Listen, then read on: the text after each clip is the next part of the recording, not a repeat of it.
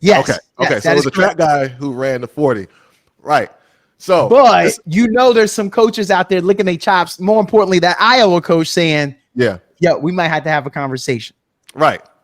So now there's two ways we can go with this. First way, if I'm the track coach and I've paid this kid to come to school here, I pretty much don't want him to play football because hey, if he gets hurt out there, then Yep. now who pays his bill? Because I'm not Yes. paying it, right? So we got that Yes. situation right there. Is there anything better than a trip getting ready? Nope. For a long journey while our podcast released a new app and searching for a fade phenom. New fixation. Giving this a subscribe is the same sensation. Started with the day ones. They gave us fuel to support the season. Could have been anywhere in the world, but you're here for a reason. Notification bells, text some friends, all to let you know. Check your Bluetooth, connect, talking with Donato. Welcome in, everyone. Season 2, episode 36. If I was ever going somewhere, I was running. With our guest, Coach Harper. Yo, Coach. What's going on, man? What's up? Thank you for joining us here. Oh, you're welcome. Thank you for having me. Yo, Coach, I like to take it back, then bring it forward. So let's take it back. Okay. Coach, I gotta know, where you from? Where'd you grow up? Where you call home? Oh, home is Hampton, Virginia. No, yeah. 2 up, 2 down. I'm Yeah. 804. Oh, really? Yeah. Okay, yeah, Hampton, Virginia. I from the Aberdeen section of Hampton. Yeah. Same area as Allen Iverson. Bubba Chuck. Yep. Bubba Chuck. Yep, Bubba Chuck. Those who know, you know. All right. So yeah, that's where I'm from. Grew up there all my life, man. Went to Bethel High School, just like Chuck. We call him Chuck. And that's been my life. Small town, military town. From the little small boondocks, I guess what you want to call it. Yo, I know that's 7 cities. I used to live down in Norfolk. I used to live down in Virginia Beach. Mm-hmm. I claim Richmond because I graduated from there. I have moved around a lot though, but when I give the short version, I just say I'm from VA. But the fam, the close friends, they get all the details, and I can break it down. So yeah. I know it well. I went to Lake Taylor High School, went to Maury, went to First Colonial. You know all them schools. Them schools. Yeah, I know all of those. We call it so, Coach, across the water. Oh yeah. No, yeah. Coach, I gotta know then. If some of the people from high school, if I was to roll up on them now, I mean, I was going into Walmart when I ran into Allen Iverson for the first time ever. If I rolled up on somebody, what would they say you were like in high school? How would they reminisce? Oh. Well, first of all, I had a really a really funny nickname, and so everybody knows me by this nickname, and not so much as by Derek. Yeah. In fact, some people don't even really know remember my actual real name, but they called me Pigs. So that was my nickname, my claim to fame, Pigs. Yeah. So so I stood out. They would say, "Oh, Pigs. Oh, he played football. Great athlete." Two-sport athlete, football, ran track, and was very good. Like all state in track. I call myself the unsung hero in football. But had a lot of speed. Made a difference on the team. Scored a couple touchdowns my senior year. Came out in my junior year and actually started after taking my sophomore year off. But yeah, they would say great athlete. Cool guy, I guess. Yeah. And just all around athlete, and just a good guy. I think that's what they would say. Coach, who makes the best runners? Football players who run track, or track players, track runners, track team people who are on the football team? That's a good question. I never really thought about that. Football players just have this way of running, And being a track coach, I can always pinpoint a kid where they came from when they come to me. I can tell if you've been a cheerleader. I can tell if you have been a dancer. I can tell if you're a football player just simply by the way that they run. Wow. And so typically the faster guys that we get on a track team would be some of the guys that we get from football. A lot of them run tight, but some of the guys that we get from football, they'll become some of the faster guys. And then of course we have natural track guys. And typically what I've noticed in my experience, the football players are usually the short sprinter guys, the guys that really run track, that are solely track guys. Yeah. They're typically the mid distance to longer distance guys. So in terms of who would be better, I guess, I mean, it's just the way you look at it. I mean, because those football guys typically don't end up being, anything past 400 meters. And so we really need all of them, in actuality.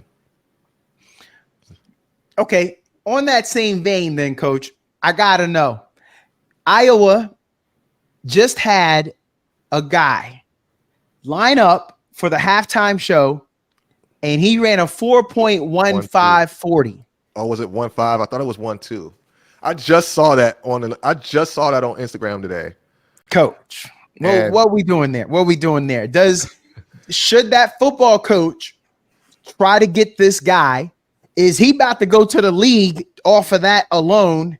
What's your thoughts on those track guys and then people trying to bring them to football? So first of all, let's clarify this. So I was under the impression that he was a track guy and he ran the 40. He did. Yes. Okay. So it was a track guy who ran the 40. Right. So, but there's some coaches out there licking their chops. More importantly, that Iowa coach saying, yeah, we might have to have a conversation. Right. So now there's two ways we can go with this. First way, if I'm the track coach and I've paid this kid to come to school here, I pretty much don't want him to play football because hey, if he gets hurt out there, then now now who pays his bill? Because I'm not paying it, right? So we got that situation right there.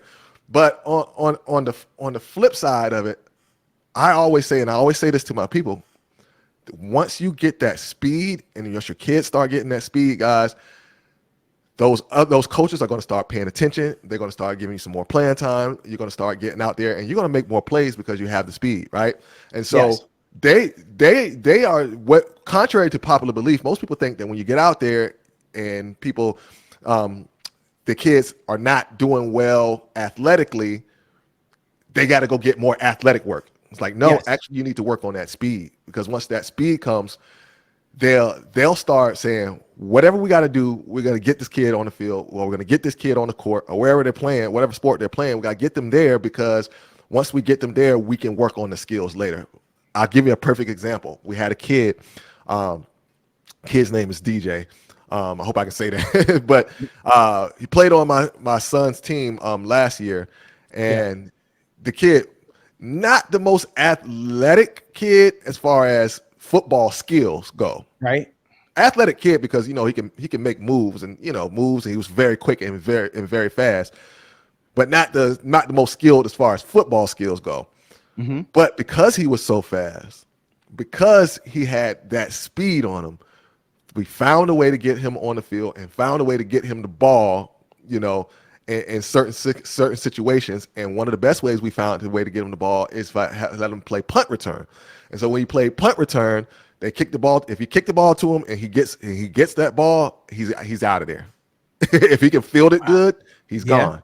And like he saved the game for us probably about 2 or 3 times in the playoffs because he had that speed. So our thought process as a coaching staff was, this kid is fast. I don't care if he can't catch. I don't care if he don't have those football skills. That'll come. We just need to get the ball in his hands and let him run. Any way we can do it. All right. So in terms of that, if I am the Iowa football coach, I'm going to be having a really long, deep conversation with the track coach and saying, hey, I promise we're going to put him in there. We're going to let him just decoy, let him run the defense, so we can, send him so we can maybe we might take the top off of defense, or maybe we just might get them to stretch the field so we can get some more plays throwing up under there. Yes. But I'm going to have a long conversation, and I'm probably going to offer some money. What I was going to say, Coach, that money is going to talk. When we think NIL, I'm not saying track athletes don't get opportunities, but football is king. And in Iowa, football is king. And I was just kind of curious on that. When you start, everyone doesn't make it to the Diamond League. Right. So if there's a couple training camps that are willing to take you in, there's a couple practice squads that's willing to take you in. You remember the Philadelphia Eagles went and got that hurdler that made the Olympic team. Yes. Yeah, from Oregon. Yep.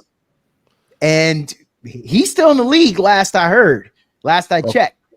Oh, is he? I hadn't followed him to see if he was still there, but yeah, he was. I can't say I've looked this year, but I do remember last year he was in the league.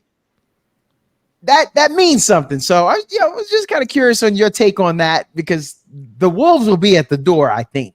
Yeah, absolutely. Okay. Absolutely.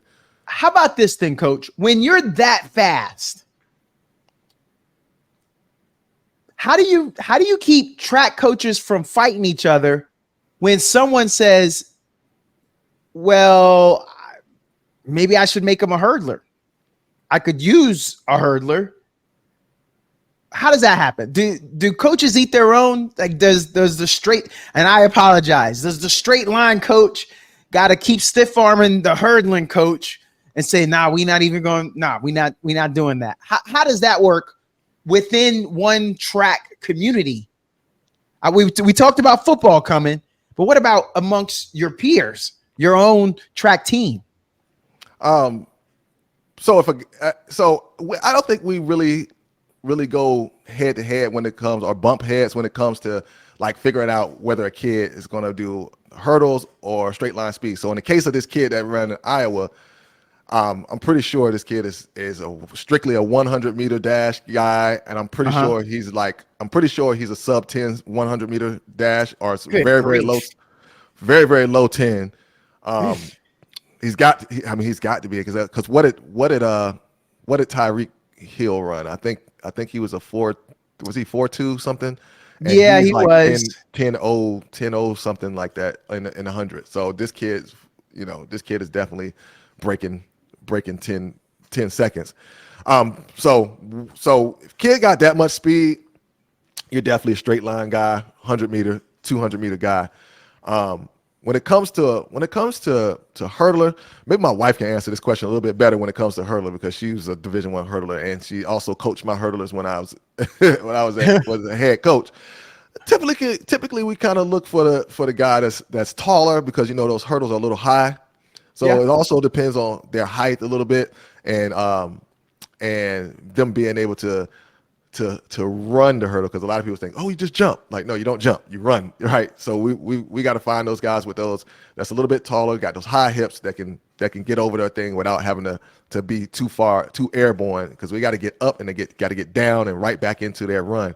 So we kind of look for a taller guy. So if a guy's taller and he's blazing like that, for hurdles we're probably not even going to touch him. But if we got a guy who's that's sitting in at 100, and we're talking in terms of college, a guy that's coming in at 100 and he's running probably 1070, 1080. He's kind of tall. We'll probably put him out and run that hurdles, maybe a little bit faster than that, 1060, 1070, something like that. Yeah, put him in that hurdles. Hopefully he can go. Hopefully he can go 12. 12 something, and really dust the field.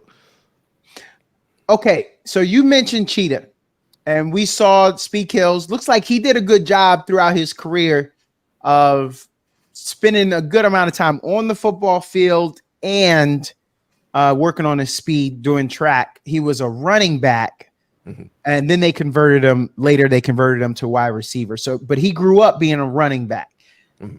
Why he trying to mess with the fastest man in the world? And the second part, Who gonna win, Coach? Okay. First of all, shout out to Noah Lyles, the Virginia native. Okay. Yep. All right. He Virginia up there in the native, so DMV. we run the world. All right. Out there in TC Williams. And Mama Jackie. You gotta Yep. remember Mama Jackie. Shout out Mama Jackie. Okay. So why is he trying to mess? I don't know. Maybe it's just an ego thing. Maybe it's just an ego thing. It could also be, charity thing. Could also be money thing. I don't know why you would, why would I go after the guy? He just won the Olympics. Okay. Yes. We know he's probably faster than 4.2 because of his pure sprint speed. Now, okay, I'll save my Noah Lyles things for after the question. But Okay. but I don't know why he would go after him. I don't know why he would go after him. In my opinion, it might be a close race, maybe, but Noah Lyles is going to pull it out at the end. I think he pulls away from him 65 to 75 meters in. I think they're neck and neck for a little while, and then Noah Lyles has that great like comeback speed. Yes. That go get him. Yeah, that go get him. And so now I'll give my Noah Lyles comments here. Okay. Drop it. So to me, and everything that I've seen, and I know he's won the 100-meter dash in the Olympics.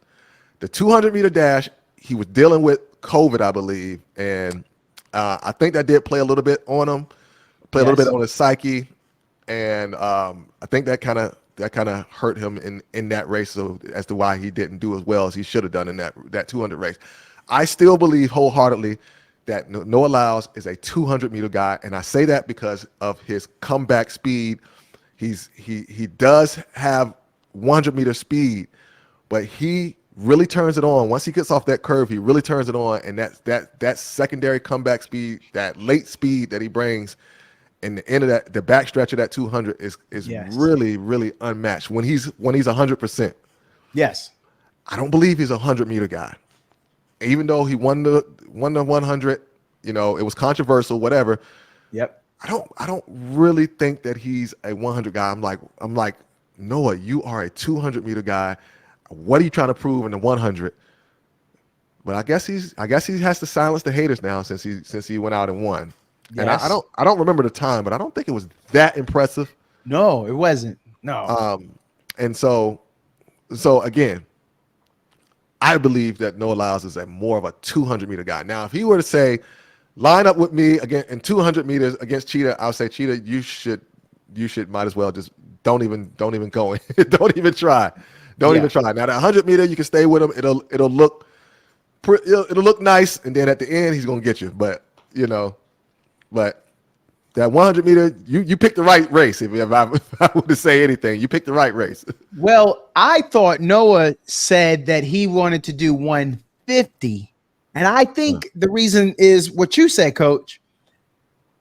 He's just gonna keep pulling, right? And at the 100, it'll be this distance, but at 150, I get to have that much more of a distance, and I think that's what Noah wants.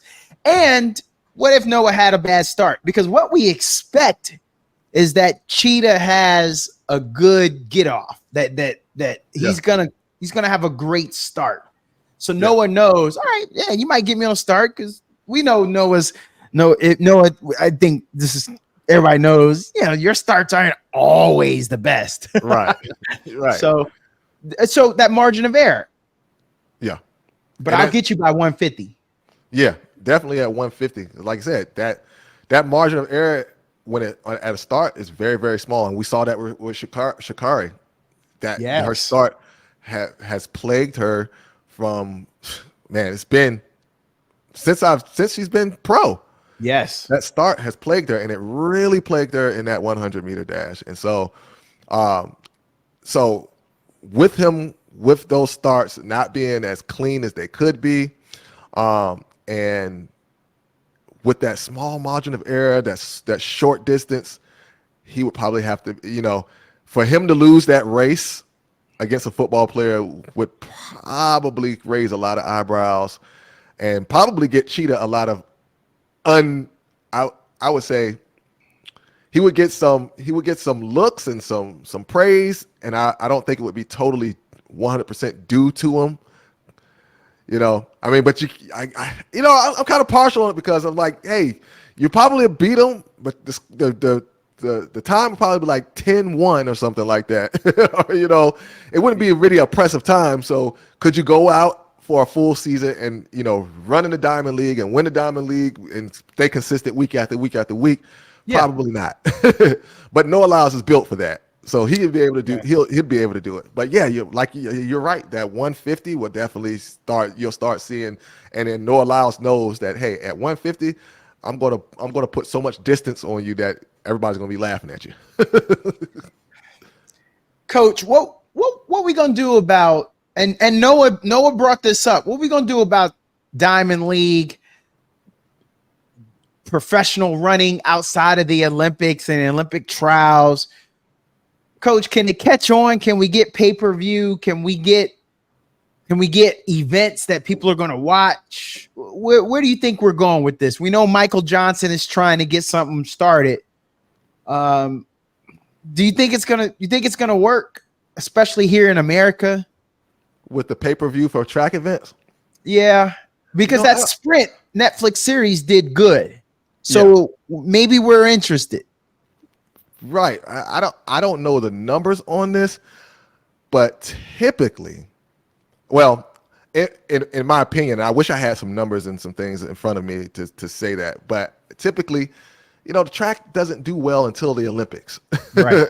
Right. And so, even me as a track guy and watching track and trying to find track on TV, most of the time we're watching the SEC channel, in which we're finding SEC meets and little small meets where there's not the powerhouse sprint schools or powerhouse, track schools that are on TV, and we're watching those just because, hey man, I need to get my track fixed. Right. and so I don't think that there's enough demand for the sport for it to be on TV for someone to say, oh, I've got to pay to watch this track meet. Yes. Now the tracky people, the track heads, yes, of course. Yeah, we'll pay. I'd pay to see, some of the bigger meets, right? Yeah. I watch the SEC championship track meets. I watch the NCAAs or the NCs every year. And, I probably would pay ESPN $5. Don't let them hear that to access the app to watch those meets. But to get a nationwide pay-per-view for those, I don't know. Now maybe they're seeing something different because they have the numbers and actual things, and they can quantify and qualify and all of the fies for being able to do that. Now that might be a business move that might work. I don't know, but I would be curious to see the numbers on that, and why do you feel like that would be something that they would pursue? Obviously, the numbers must work in order for them to do it, because these guys, these big networks, they ain't gonna go out and do it unless they feel like they're gonna make some money. Exactly. I think they think it's there. I hope it works. I really do. I'm a trackhead. I love to watch it. Went to my first NCAA championships the year before last, so I was right there. I saw Julian Alfred, and then she was gone, but it was exciting for me. Coach, we 20 minutes in, we done softened you up a little bit. Here comes the heavy stuff, Coach. We ain't messing around here. We about to get you. Listeners, y'all know how I do. I told them it was all gonna be sweet, but now we get into the hard stuff. Coach, say it with your chest. What's your favorite track event? What is the track event? Say it with your chest, and you only get to say one, Coach. All right, there's nope. You only get one, Coach. There's a lot. Depending on your answer, we may give you an honorable mention, but you got to give us this first one. You know what you want to say, it, Coach. Go ahead and offend people, to include your wife. She ain't gonna listen to this episode. So I'm just checking to see if she's listening, because when I say this answer, she's gonna look up and she's gonna say, "What?" Right. So the question is, the question is, what is my favorite track event? Yep. My favorite track event, although this is Uh-oh. it's one of those love-hate. One of those love-hate events. All right. Okay, so I'm gonna preface this with that. It's one of those love-hate events. You love it when you finish, you hate it when you're doing it. Yeah. But you feel so accomplished when you can say, I did this event. And it would have to be the 400-meter dash. Now, it is probably one of the hardest races that you could ever run in track and field. Yeah. But when you're finished with it, we call it the 4x4 is the man's race. We call it 400 is a man's race. And I love the 400. I love the 4. We call it in the back of the day, we call it the mile relay. So the mile relay, the 4x400 meter, that 4x400 relay. And so the mile relay is man's race. You love it, the strategy. You hate it when you're doing it, but when you finish, you're like, I accomplished something. Now, so Coach, say the 400. Did you excel at that event, or you just like it? I did pretty good at it. I did pretty good at the 400. Now I wasn't, I'm not LaShawn Merritt or anything like that. Another Virginia native, I should say. Man, we're dominating this place here. Okay, hey, we dropping it. If they don't know, now they know. No, you were naming football players. We didn't even talk about, man. You didn't even mention a couple other guys that came from down there. We didn't talk Aaron Brooks. No, we didn't. Remember that? They came from down there. We didn't even say that. Even Marcus Vick got on.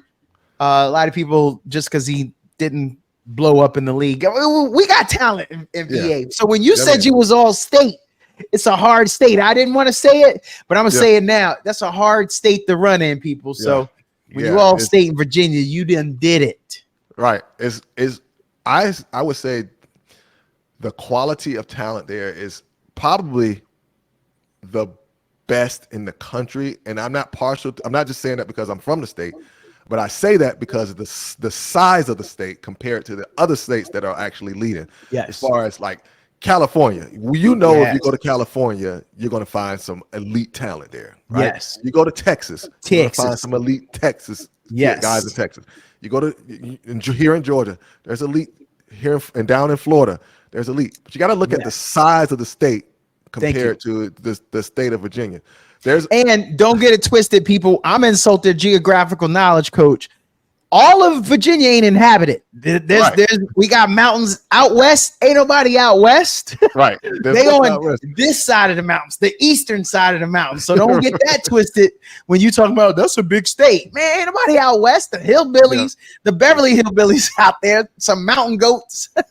Right. So when you think about it, you got our area, the 7 cities areas, right? Yes, the sir. 7 cities area, the Chesapeake, Norfolk, Virginia Beach, all of those cities, Hampton, Williamsburg, even up to Williamsburg. That's not one of the 7 cities, but you got that. You got Williamsburg. You got Richmond, the areas that surround Richmond, and then after that is Northern Virginia. After that, there's nothing else. So we're looking at nothing.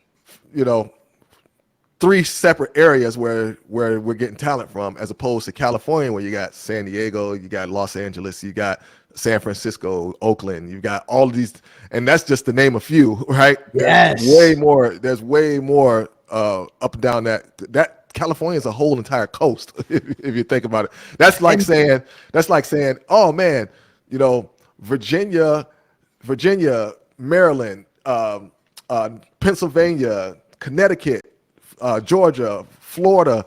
Yeah, we've got the best talent. Right. That's because it's the entire coast. Yeah.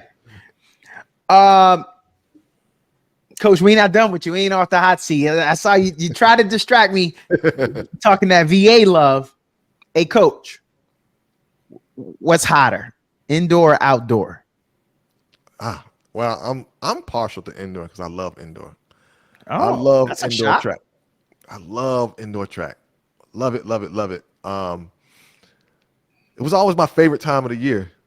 It's always my favorite time of the year to run indoor because right after football season, boom, we're right hitting indoor, and the meets were fun, and the some of the shorter distances, but not really too much. But you Yeah. know, I was a jumps coach. I was a jumps, a long jump in college. Did that. So love the indoor meets, love the smell of the smoke coming from the starting gun, and you know, the sound, and I just loved it. Just everything about it. And then outdoor come, and then of course, you know, that's where the proving ground. But indoor was always that fun season. It's always that fun season. Here go the one. And I'm in Texas, people, so he can't get me if this don't land right. But hey, coach, you ever lost a race in front of your mama? Yeah. Oh, tell us about it, coach. And what had happened?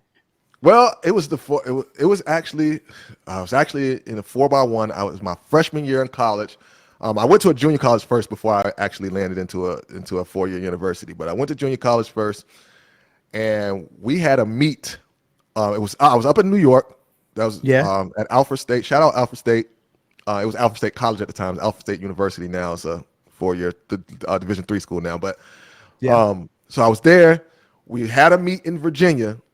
And coach was like, I'm taking you home for spring break. It was during spring break, came down for the meet, beginning of the spring break, and was running the 4x1. And gun went off. We're clean handoffs all the way. I'm running anchor. Get to me, I get the stick, we're ahead, right? Don't have to chase anybody down. I'm ahead. I'm like coasting. I'm getting ready to bring this thing in. I'm full speed. All right. Get to about 85 meters. And I started to feel a cramp in my hamstring. Started to feel a cramp in my hamstring. Got the cramp. I said, okay, I can still make it. Took the next step. And then there we go. Got the cramp. Got the pulled a hamstring right there.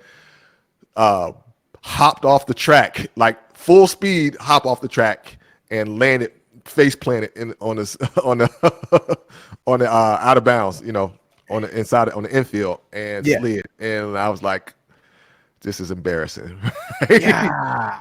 Leading the race, all the way down, pull a hamstring, face plant on the infield, and my mom came to see me do that. Okay, so luckily I had some races before that, so we did the races before. She was able to see me, you know, run a race. I cannot remember if I had won the 100 or not, or at least won my heat or not. I can't remember if I did that or not. But I do remember, pulling up in that meet in Fredericksburg.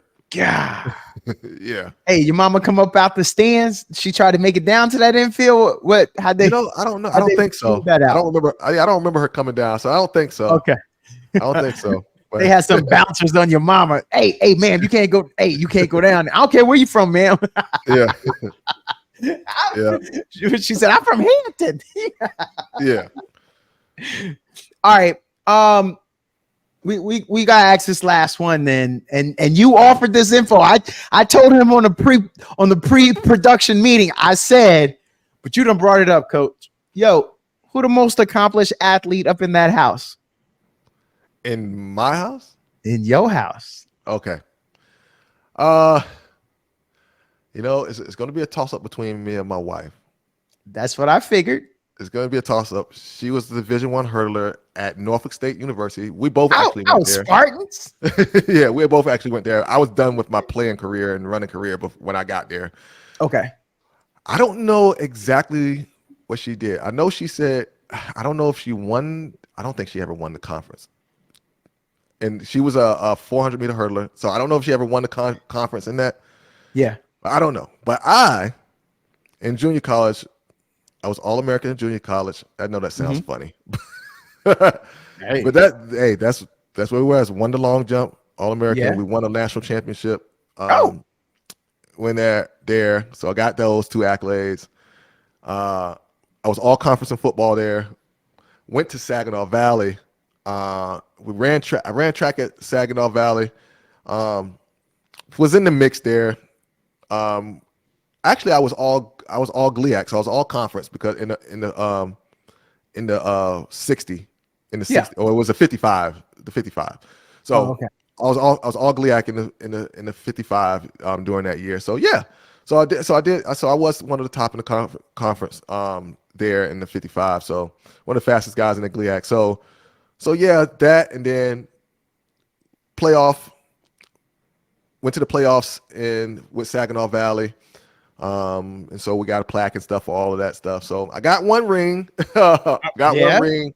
Was All-American two years in a row in there. Football, all conference in track at Saginaw Valley. Decent football player at Saginaw Valley. Yeah. And great. Speaking of Saginaw Valley, got to shout out Matt LaFleur, who was my teammate there.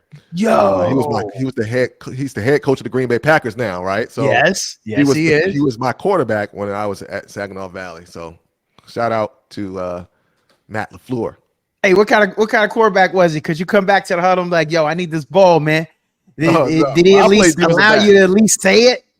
Well, I played defensive back, but Oh, Matt was a really good quarterback. Hmm. Really good quarterback. I believe his dad coached at Western Michigan. One of them. I think it was Western Michigan. So he actually went there first. This is the urban legend. So don't quote me on this. I believe he went there first and then transferred into Saginaw Valley. But Matt was if I had to say who he played like, I would definitely say he's like Aaron Rodgers, Brett Favre type guy, and he could take off if he needed to. Oh, okay. Yeah. He was a really good quarterback. Accurate. Wow. I mean, accurate, real stand-up guy.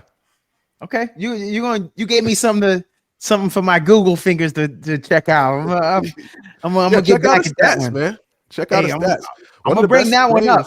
One of the best games we had was when we played Indiana University. Was IUPUI is there? Oh yeah, we played them in 2000. We played them out. Yeah, Uwe. Yes, we played them in 2001. And it had the largest comeback in NCAA history. He threw for like 4 touchdowns that day, and we were down 4 touchdowns in the fourth quarter, and we came back and won that game 33. Yeah. Yeah, man. I'm talking about orchestrate. Man, I wish you could see that film. Orchestrated the offense like perfectly. Drove that thing down there 4 times in the fourth quarter and got the win. He actually ran a touchdown in. I'm sorry. He ran one in. I think he still threw 4 that day. Scrambling, coach. Scrambling. Yeah. Coach, I want to get to some of your wheelhouse stuff. Coach, we got to talk a little bit about fundamentals and technique. Uh-huh. Ain't nobody care about no fundamentals and technique, Coach. Am I right? Like, don't people come to you or, athletes and they're like, man, I'm already fast. So, Coach, how do y'all have that conversation with Castus? Like, yo, I'm already fast, Coach. I'm the fastest on my block. I can beat all my cousins. I was fast in middle school. Like, how do you deal with that, Coach? Well, I deal with mostly youth athletes, but I do have a kid that just got into one of my programs, and he's already fast. The kid has speed, and his dad was like, "Yo, speed is his superpower." And I'm watching him, and I'm like, "Man, this kid is very, very quick." But the thing about it is, he's quick, but he's running with improper technique. And when we do that, what happens is we tend to, well, let me backtrack it just a little bit. We tend, when the kids have speed, or we're trying to get them to get speed, we tend to go out, and the first thing we want to do is we want to get sleds, and we want to get boxes, and we want to get parachutes, and we want to get these hurdles and all these different type of things. And we work them through all these things. And really what we need to do is we need to really go back to the basics and teach the fundamentals. We need to teach them exactly how to run properly. Once your kids start running properly, then they will start running faster. So and the beauty of it and the paradox of it is, when you teach them how to run properly, they actually get way more faster than they do when you start putting them on the sleds. And here's the thing: when you put them on the sleds and you put them on these different gadgets and you start lifting heavy weights and you're doing all these things, you're teaching them how to run fast with incorrect with incorrect technique. And so now you're opening them up for more injury. They create bad habits that you can't break, or they're hard to break. And then they end up getting slower because you got to break those things. And now they're all mad because they got slower. Like, well, sometimes you got to take a step back to go 2 steps forward. And so that's the conversation. That's kind of what I'm talking to these guys, is what I'm telling them. Yeah, you're fast, but you're running with incorrect technique. What we need to do is we need to slow you down. And I know it sounds crazy, like, okay, track or football or whatever, we're trying to go faster. Why are we slowing down? Because we need to make sure that you get the technique right, so that once we start adding the speed, then you're doing it the correct way. And now you're gaining speed that's going to last, instead of you going out and then hurting yourself. Okay. Yeah, I get that. Okay. To that same point, because you do the youth, how you handle that with parents though? Because again, you got the athlete, but mama, papa, man, my son fast, man. Hey coach, just make them faster. Don't worry about, how do you handle that? How do you handle parents? Just the same way. I don't really get a lot of pushback from the parents though. Oh, I don't get a lot of pushback from the parents when their kids. Like I said, the kid that just came in, he's fast. He's fast. Yeah. And his dad was like, "Hey, I know that some things is going wrong. I need to go fast." And I think it's a lot. I think a lot of that comes with my content that I put out.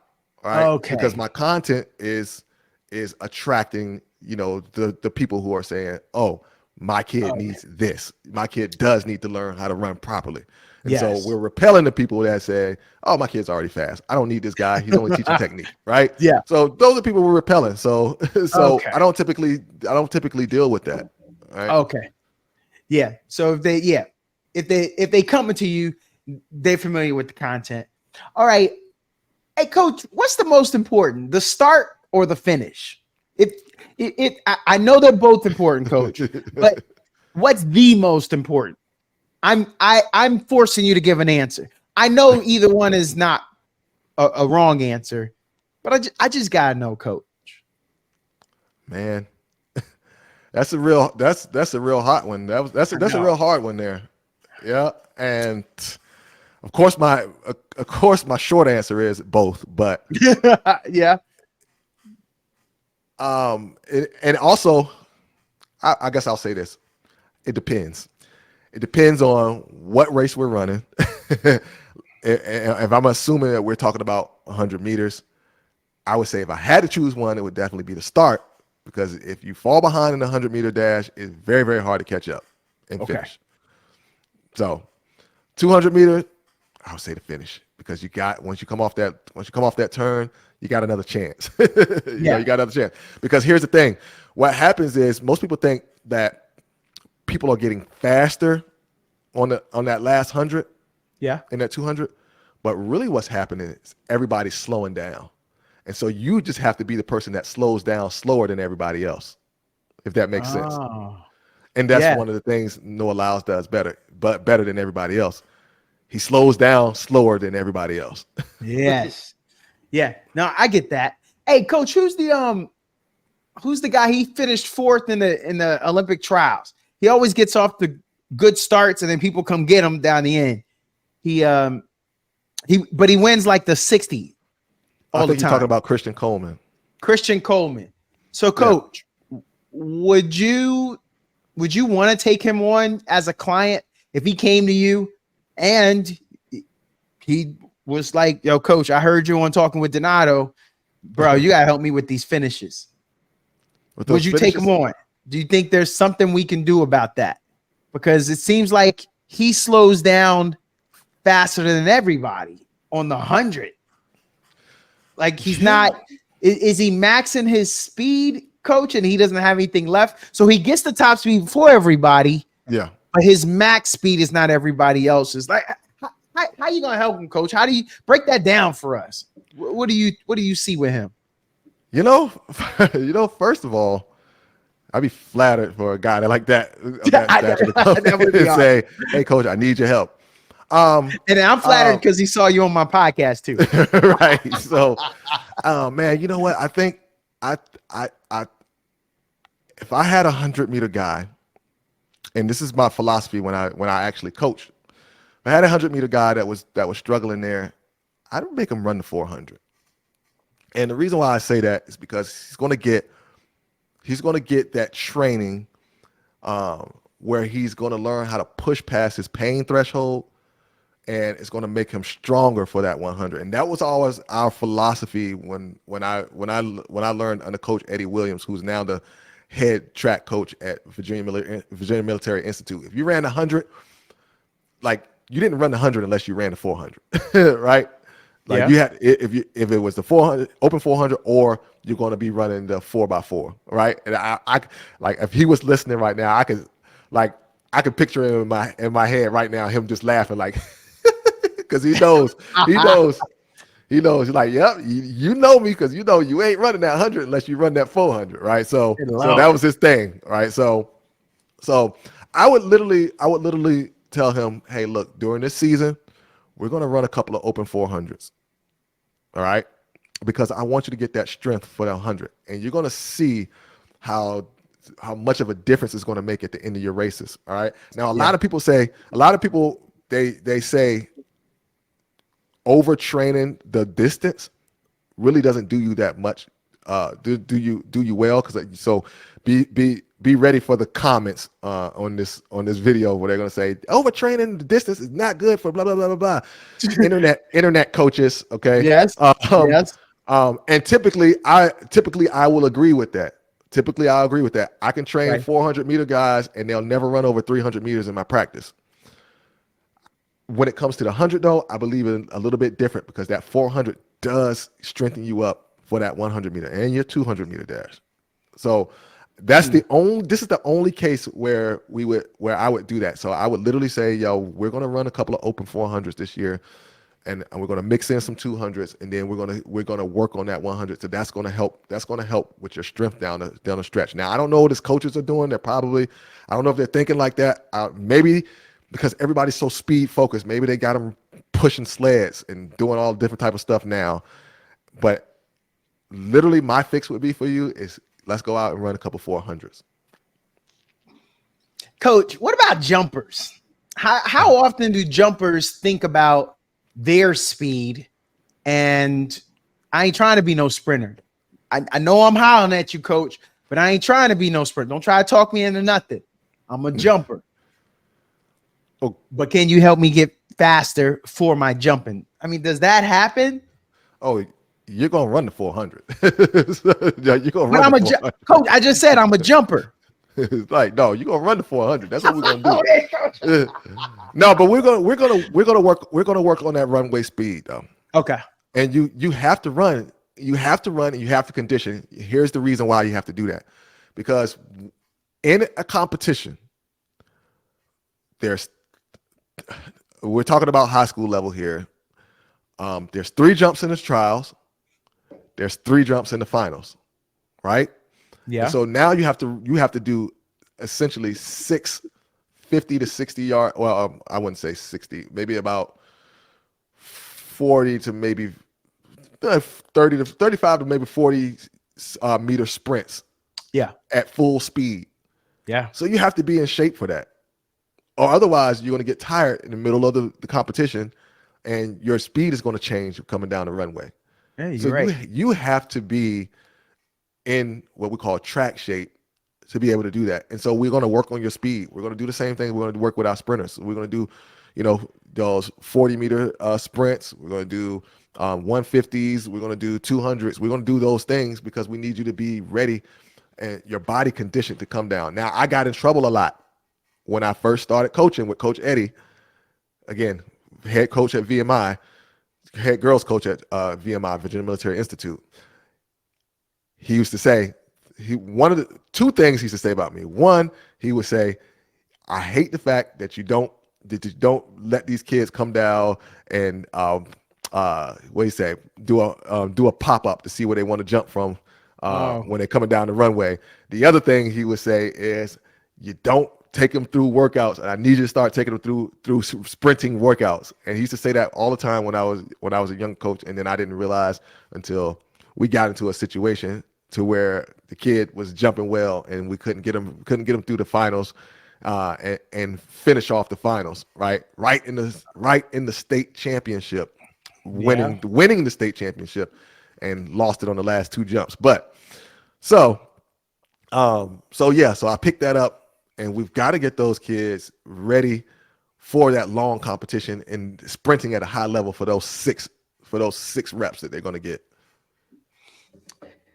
All right, Coach, I want to talk about mental preparation. Positive mindset, run angry. I mean, you saw what I called this. I was channeling that Forrest Gump. If you and some of the others didn't catch that intro there, what do you tell people, or what are they using? Every time we run, we're thinking of our goals, positive mindset, or run angry.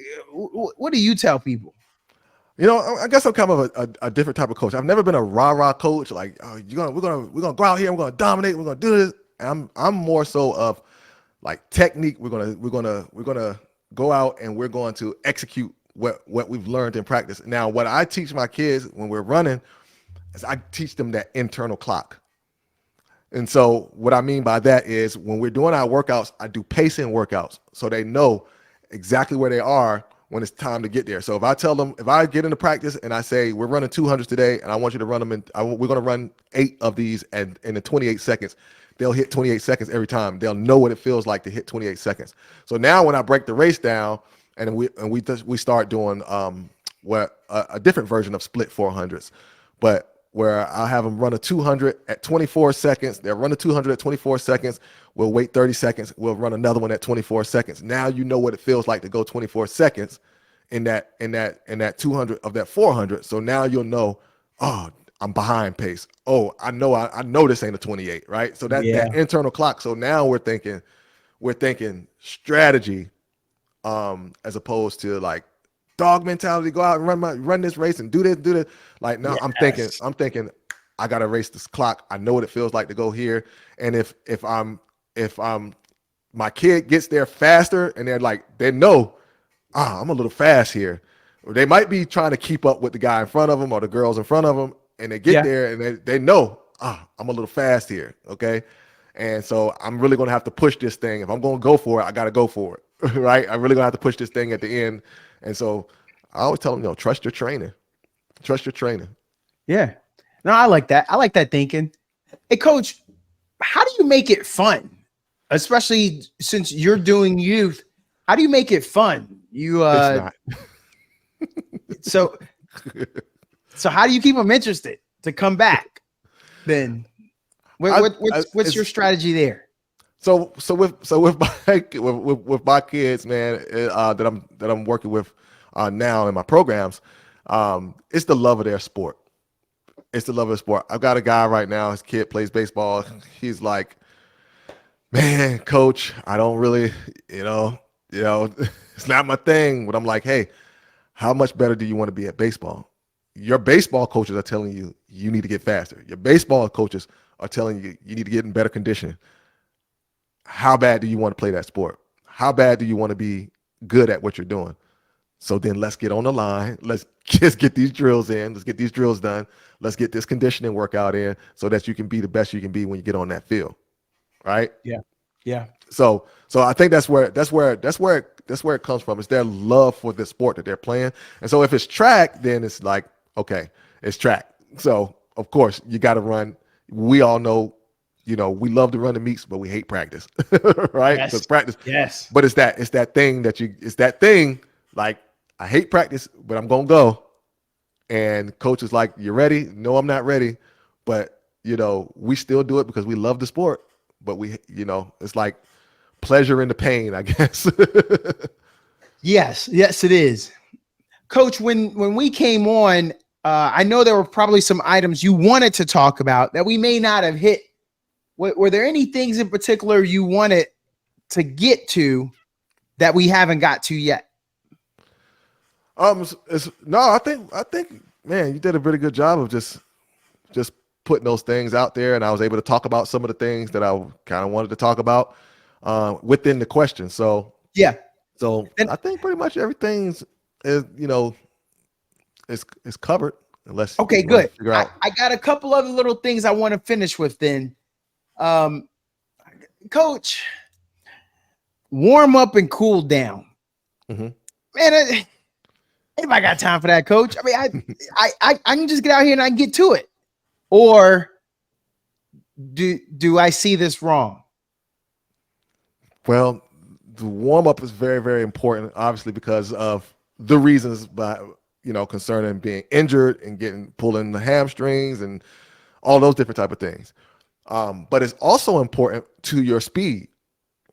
And here's the thing. We used to think that static stretching or just holding a stretch for 10 seconds. We learned that in PE and gym, right? Yes. Holding a stretch, that gets you loose and everything. But actually study and research has shown that doing those long static stretches like that can actually fatigue the muscles and make you slower in that day. Right. So what we do is we now have switched to doing active dynamic warm-ups where we're actually doing something active. So we might end up doing squats and we're doing lunge and twist and things like that and scoops and things like that, because now that does warm up the muscles. It does give you a good stretch and it doesn't fatigue them. And man, I did this with my daughter right before she went for the spring league championship. She had the best day she had ever had in her entire sports career, which is not very long. So it's not really a big, she's 7 years old. That was her first year. So, but out of the 5 or 6 meets she did, she jumped, every jump that she jumped went further and further and further after we have done that active dynamic warm-ups as opposed to us doing the regular normal stretches. And I learned that last year and I was like, oh, from now on, we're doing active dynamic warm-ups. And I read up about it and I was like, oh, I've been doing it wrong all these years, right? Because, sometimes we got to challenge what we've learned and try to make an adjustment. And that's one of the adjustments that I made. I think really has paid off for especially for my daughter and then for the athletes that I could train. Coach, there was a couple things I was going to ask you when it comes to plyometric training, since you mentioned that. Box jumps, depth jumps, working on explosive power. It feels like nowadays you ain't training unless you doing that. Right. So just like you said, you had to learn new techniques. Is there anything left with the old school? Because when I ran track, and I'm looking at my times, I always look at what I ran senior year. I did the 800 and I look at my 2 flat and I look what other kids are doing. And I'm like, well, I guess it ain't too bad. Cause if my 2 flat still holds up, I would have got, that's what I look at. Right. But do you see it different? Do you say, no, there's some newfangled things, box jumps. There's some new things I like. Do you see yourself being attracted to some new items, or you want to stick with what you know with? So plyometrics are definitely something that I would incorporate with my training. Now, I don't recommend that when we're first starting out. Okay. Because like I said, to get our kids to go faster, we don't need to go out and get a bunch of boxes. We don't need to get a bunch of sleds. We don't need to do heavy weightlifting. We don't need to do that. All we need to do is start teaching them how to run properly. Once they start learning how to run properly, they will start running faster. And I've proven this over and over and over and over again from the hundreds of people who've actually gone through my program, which I didn't even teach them. I just gave them a PDF with my stuff in it, and they were able to follow it. Now, once they learn that and they start getting the speed and they know how to move their body and they move their body correctly, then it's time for us to go ahead and start adding the sleds and the parachutes and the plyometrics and all those things. Because guys, listen, your kid they have to know how to move their body. They have to know how their body works. And for them to start jumping on boxes and coming down and really, because we're really talking about force application, how much force do we put to the ground, because that determines how fast we can go. That's like the nuances. That's like it's like putting a car together and it turning on and it's working now and it's starting to move and it's great. but you still got to go in and you got to tighten and screw here, and you still got to tighten the screw there. So I look at plyometrics like that. We got to tighten the screws here. We got to tighten the screws there. We got to tune up the engine. We got to put in the cool air intake and all that stuff. That's what those plyometrics. That's what those speed bands. That's what those hurdles, the small foot hurdles. That's what those things are for, to kind of tweak what we already have. But if we don't have that foundation, what are we tweaking? We're tweaking stuff that doesn't really work well. Coach, I learned a lot here. I think there's so many more of the ways I go. Key areas: speed, agility, athletic performance, healthcare, how long you stick with a workout regimen before you move to others. There's other things I still would want to talk to you about, Coach. So we may have to do this again, Coach. I got more rounds to shoot off. Most definitely. I can reload and go again. So I want to say thank you for that, Coach.